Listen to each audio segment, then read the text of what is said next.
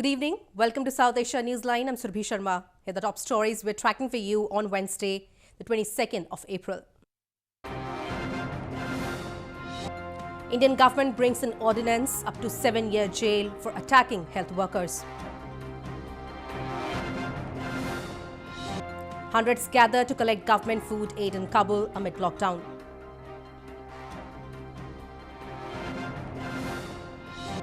And COVID-19 cases continue to rise in Nepal. Total reaches 42.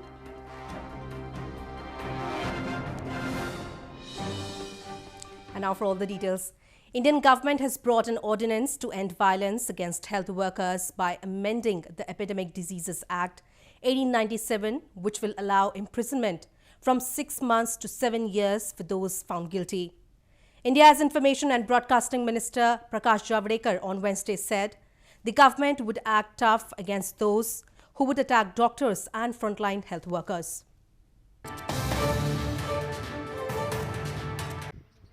Indian government has issued an ordinance to protect health workers and all other frontline COVID-19 workers in the wake of the recent incidents of attack on them, under which cases of assault on medics will be non-bailable. Briefing the media after cabinet meeting in capital New Delhi, Information and Broadcasting Minister Prakash Javadekar said the government has brought in an ordinance to amend the Epidemic Diseases Act, making attacks on doctors, paramedic staff and ASHA workers a non-bailable offence under punishable up to 7 years in prison and fine up to $6,700. The police will investigate the case in 1 month and the case will be fast-tracked with the final judgment to come within a year. Today, Cabinet met under the chairmanship of Prime Minister Narendra Modi and approved promulgation of an ordinance to amend the Epidemic Diseases Act 1897 in the light of pandemic situation of COVID-19. And this actually protects the whole health fraternity. With 1,383 new cases and 50 deaths reported in the last 24 hours, India's total number of positive COVID-19 cases jumped to 19,984 as on Wednesday morning. The total number of cases include 15,474 active cases and 640 deaths. Meanwhile, Indian stocks rose on Wednesday, lifted by an 8% surge in Reliance Industries Limited after Facebook invested in its digital business, while expectations of a fiscal stimulus to combat the coronavirus pandemic bolstered sentiment. Security forces gunned down 4 terrorists in an encounter in India's Jammu and Kashmir, officials said on Wednesday. The terrorists were killed after security forces launched a joint operation in Shopian district late on Tuesday. At least 4 terrorists were killed in an encounter at Milahura village of Shopian district in India's Jammu and Kashmir region on Wednesday. The encounter broke out as security forces had launched a cordon and search operation in Milahura on Tuesday night over specific information about the presence of some terrorists. Search operations were still underway in the area and the identities of slain terrorists were being ascertained till the last reports came in. मेलूरा में operation चल रहा है, ये रात से चल रहा है ऑपरेशन। इसमें 4 से 5 आतंकवादी के छुपे होने की खबर मिली थी और वर्तमान समय में 4 आतंकवादी को मार गिराया गया है और एक संभावना है कि अभी भी एक अंदर छिपा हुआ है जो कि अभी सर्च हमारा चल रहा है। 6 terrorists have been killed in separate encounters in southern Jammu and Kashmir in the last 1 month, and with Wednesday's gunfight, security forces have eliminated nearly 17 of them in the whole region. India has long blamed neighboring Pakistan of arming and aiding terrorists to infiltrate across the border to spread unrest in Kashmir Valley. Pakistan, however, denies the allegations. In news from Pakistan, the nationwide tally of COVID-19 patients in Pakistan crossed 10,000 mark with highest cases in Punjab province. Pakistan's Foreign Minister Shah Mahmood Qureshi on Wednesday warned that coronavirus is expected to hit a peak in the months of May and June.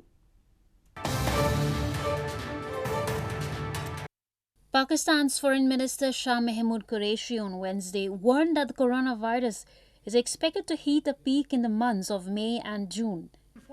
Qureshi said Pakistan has not hit its highest level in terms of reported cases for coronavirus so far, but the numbers might climb up in the coming months of May and June.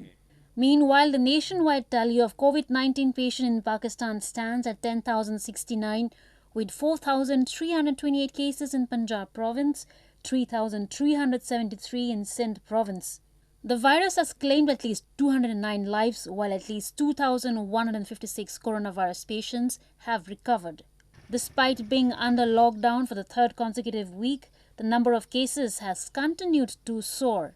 Earlier, Sindh Health Minister Dr. Azra Fazal Pechuho warned that a premature ease in lockdown could lead to disastrous consequences, especially when the coming months of May and June are expected to bring a surge in infections.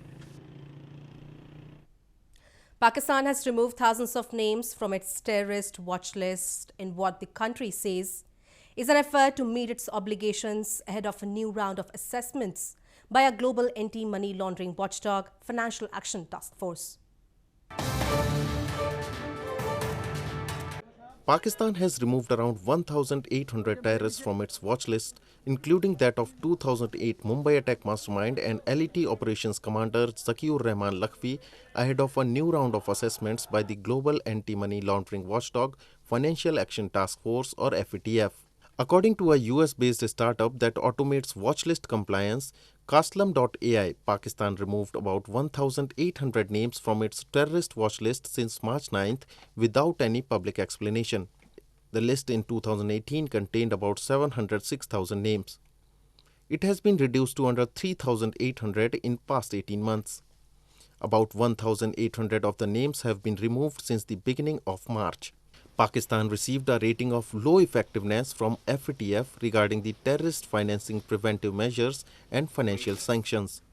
The FATF did note in February that Pakistan has largely addressed 14 of 27 action items, with varying levels of progress made on the rest of the action, it said. The FATF will again evaluate Pakistan's progress in June 2020 and is currently placed on its grey list. Moving on to news from Afghanistan.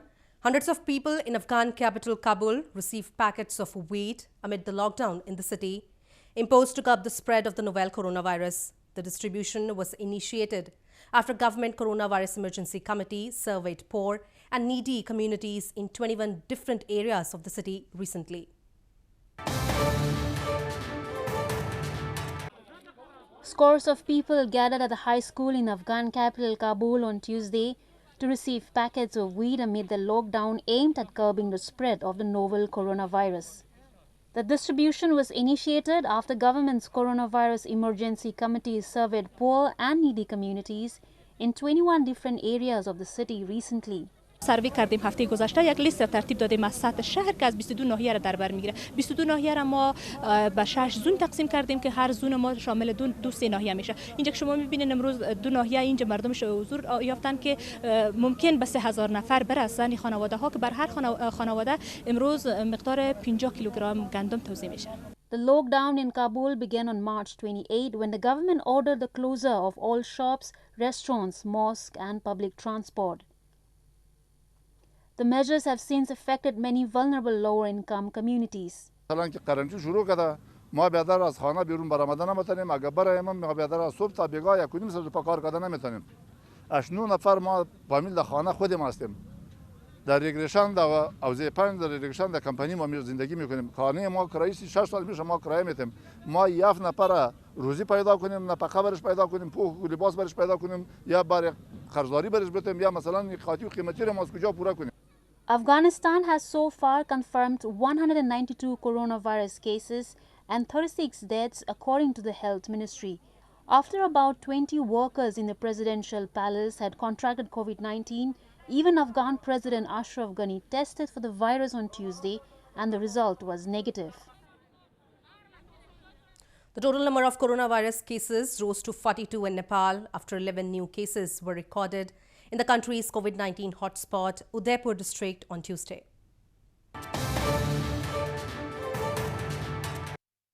Nepal's COVID-19 hotspot, Udaipur district, recorded 11 new cases on Tuesday, taking the total count of coronavirus cases to 42 in the country.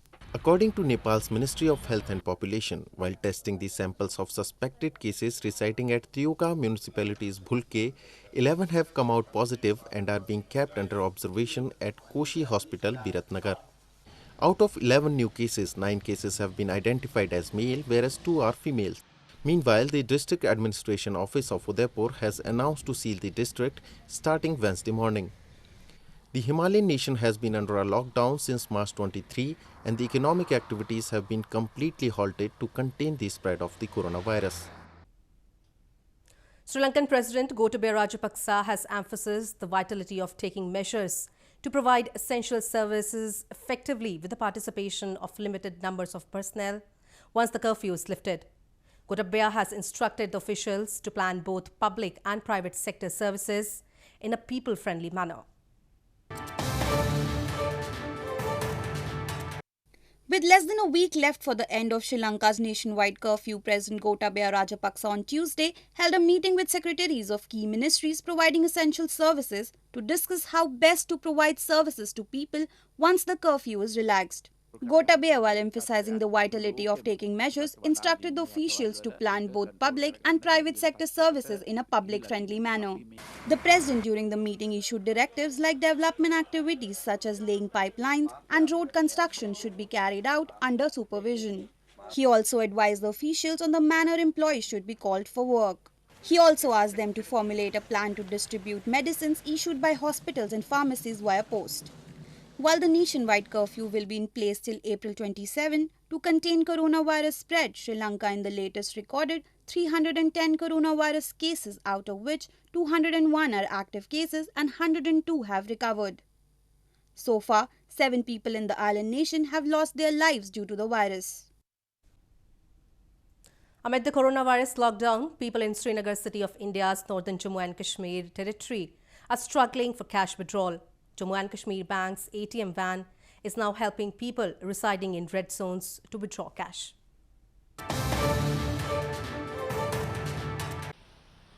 Amid coronavirus lockdown, people in Srinagar city of India's northern Jammu and Kashmir territory are struggling for cash withdrawal. Local administration in the areas which are declared red zones or containment zones are imposing the lockdown very strictly. So far, the administration has marked out at least 77 containment zones to prevent the spread of COVID-19. However, as locals say, it presents a problem of getting essentials including cash to pay for those services.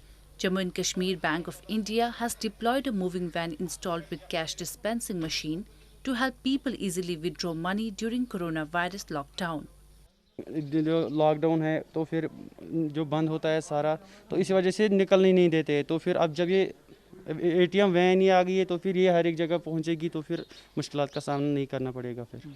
India is under a lockdown for about a month now till May 3rd after an extension to prevent the rapid spread of coronavirus pandemic. India's total coronavirus positive cases stands at 19,984, including 15,474 active cases and 640 deaths. Well, that's the way it was in South Asia this evening. Before we conclude the top stories once again. Indian government brings in ordinance up to 7-year jail for attacking health workers.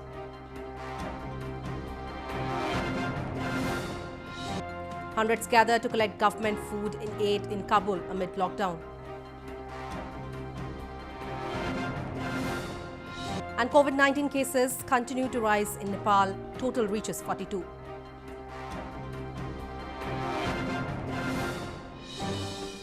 Now our viewers can watch the show on SouthAsiaNewsline.com. You can also visit us on Facebook.com/SAsiaNewsline and follow us on Twitter at SAsiaNewsline. That's all in tonight's edition. We will see you same time tomorrow. Good night.